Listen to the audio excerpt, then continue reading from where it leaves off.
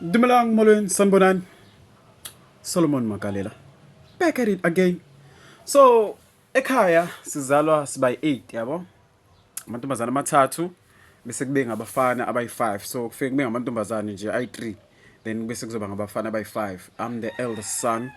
Bese kulandela abafana abayi-4 emva kwami. Now as umjito omdala ngokomthetho bekufanele ukuthi kube ngimi yabo osethatha unkosikazi nani nani. Ngesimanga ke sokuthi ke hayi kubi i-bankruptcy hayi wonakele. Now obhuti bami on the other hand by opposite yami.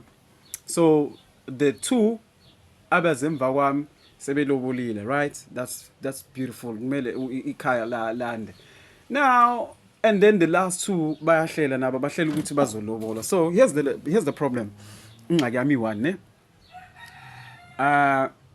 Ngihlushwa liphupho la. Iphupho lokulibuyile nje lokulibuyile ukuthi bonke abafowethu bazofa sebenonkosikazi. Iphupho lithi kumele ngibangene unkosikazi. Now nayini ngiphatha kabuhlungu ukuthi abafowethu bavele bathathe nje unkosikazi engababoni kahle.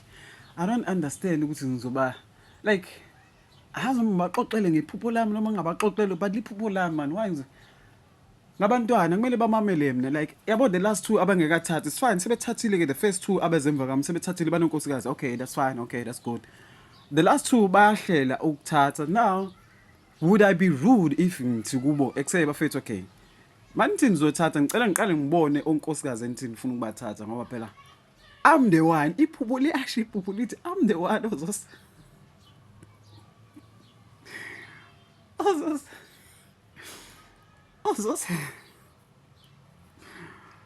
bazo how the fuck do I tell them ukuthi bazofa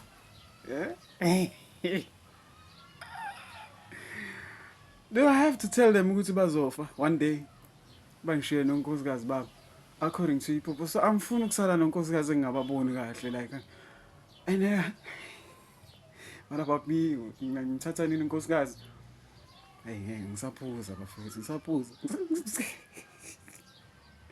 hayi ngisabamba ama6 nogoloko indaba hayi ngithenga ipolo whenever I get money ngithenga ipolo hayi but bona benza right abawuvusa umzi we-time that's a beautiful thing but ngicela bafike bathi bhuti omdala naku sifuna ukuthatha unkosikazi ngesimanga sokuthi